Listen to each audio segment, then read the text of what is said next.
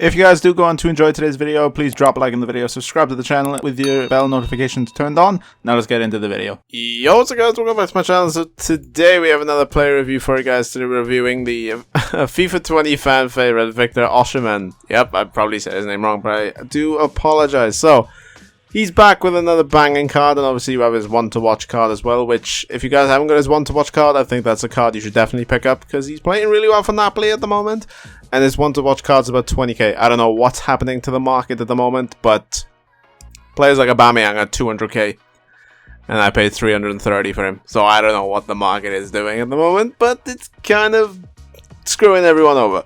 And we don't know why. Like, I don't think anyone has an idea why. But we're not talking about the market, we're talking about Osimhen. So let's get into his attributes. 89 pace, broken down into 94 sprint speed, 82 acceleration. His shooting is 83, broken down into 87 finishing, 81 shot power, 85 positioning. His passing is a little, 72 short pass and 70 vision. Apart from that, kind of garbage. 78 dribbling, 82 agility, which 6'1" with 82 agility, not too bad.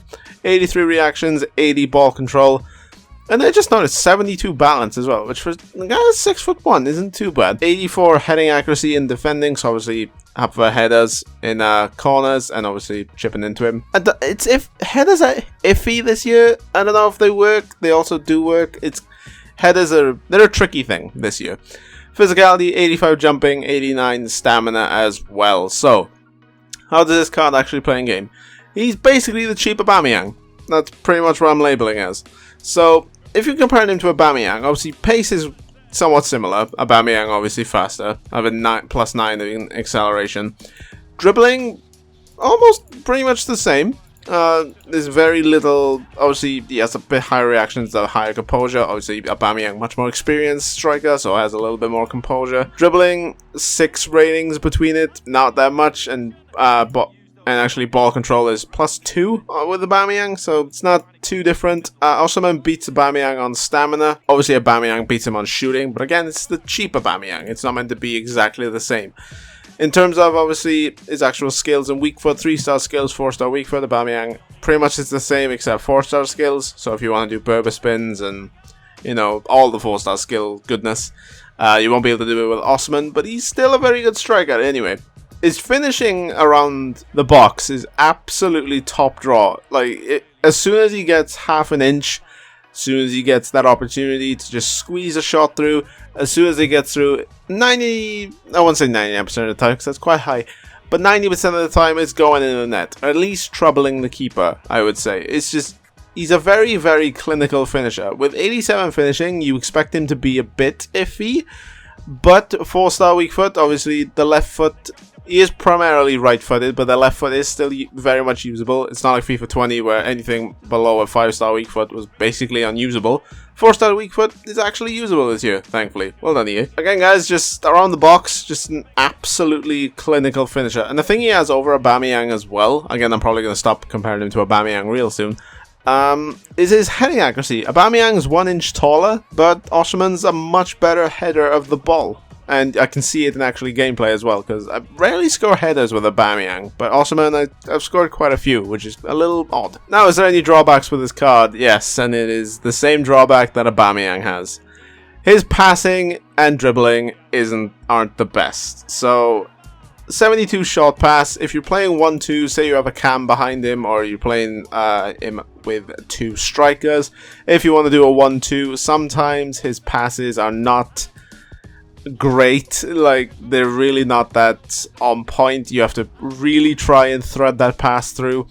If it's a simple pass, like a 5-yard pass, he's obviously going to make it. But if it's a case of he passes it, if someone passes it to him and that guy is running, and he then has to either not somewhat do a tricky pass, but say he has to like lift it over the player or do a cheeky, you know, over the top through ball, most of the time he's either going to overhit it or he's just not, it's just going to hit the defender. Interceptions are a bit of an issue so far in this game. Like, I've seen players turn into ballerinas with how high they can lift their legs, and it needs to be fixed. Even though it works for them, it works for me as well. Like, it's not a good thing. Like, I've seen I've seen people turn into Wan-Bissaka with the amount of last-ditch tackles people make. And in terms of the dribbling, obviously 6'1", the agility is there. Obviously, he doesn't feel like I'm moving an Empire State Building, but it's not great, I'll say that. There is one moment of brilliance in one of these clips that obviously will be shown in the video, where he receives the ball right on the edge of the box, controls it really well, and then finesses it around the keeper.